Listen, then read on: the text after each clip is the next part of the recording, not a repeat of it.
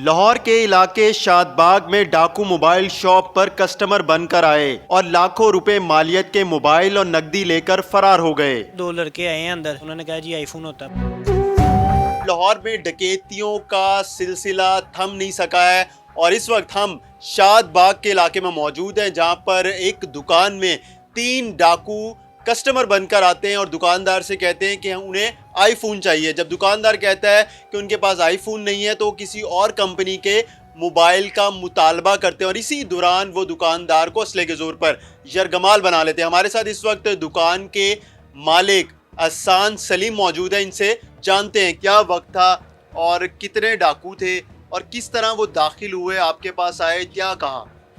जी मैं सुबह टाइम तकरीबन 12 साढ़े 12 बजे का टाइम था, तो मैं दुकान आके खोली है तो एक बजे के करीब का टाइम था तकरीबन, जिस टाइम पे उन्होंने आके अंदर आए हैं। 2 लड़के आए हैं अंदर, उन्होंने आके मेरे से मोबाइल मांगा है। उन्होंने कहा जी आईफोन होता है। मैंने कहा नहीं आईफोन नहीं होता हमारे पास। इतनी देर में वो दूसरा लड़का बोल गया, कहता ओप्पो का तो सेट होगा। मैं कहा जी वो है। उसने मेरे से डिमी वगैरह मांगी है सेटों की, मैंने उसे डिमियाँ वगैरह दिखाई हैं। इतनी देर में डिमी से दिखा रहा था कि मेरा ध्यान पीछे होगा तो मैं इधर मुड़ा हूँ, साथ ही उसने एकदम पिस्टल निकाल दिया। वो तीसरा बंदा उनका बाहर खड़ा था। यानी कि वो बाहर से इंस्ट्रक्शन दे रहा था हाथों के जरिए से या फिर फोन पे कॉल चल रही थी उनकी एक, ठीक है। उसने बस कॉल ऐसे अपने मुंह के इस तरह हारिश करने के बहाने उसने कान के पास किया। जिस तरह ही कॉल उसका बाहर से उसने कहा कि हाँ जी अब ओके है, तो इतनी देर में वो उन्होंने पिस्टल निकाला और मुझे वहीं पे उन्होंने कहा नीचे बैठ जाओ। दूसरा इधर से मुझे पिस्टल ही दिखा रहा था।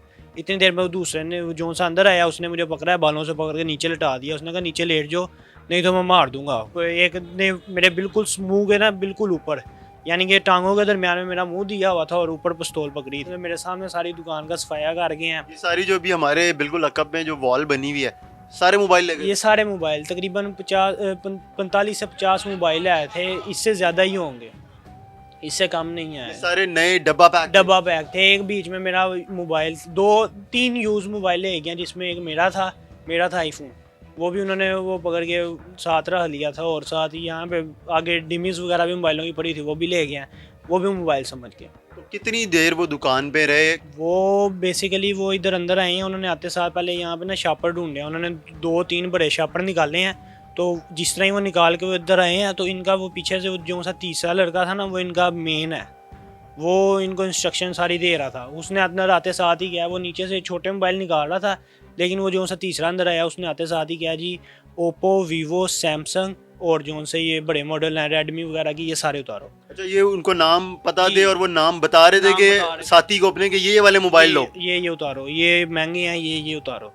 इतनी देर में फिर उन्होंने मुझे टांगे भी मानी है कि मैं ये दराज में कैश वगैरह था, मैं उस तक नहीं उन्हें आने दे रहा था। दराज आपका लॉक था या फिर खुला हुआ था? लॉक दराज लॉक था, चाबी नीचे दूसरे दराज में पड़ी हुई थी। उन्होंने मुझे मारा है, उन्होंने टांगे मारी, उन्होंने कहा दराज खोल दो नहीं तो मार देंगे। मैं उठा, मैंने दराज खोला, उन्होंने दराज में से जितने भी पैसे थे सारे निकाल लिए। बोलिए कैसे थे, बोल कैसे रहे थे? लाहौर शहर के लग रहे थे? ये 2 पठान थे, एक पंजाबी था।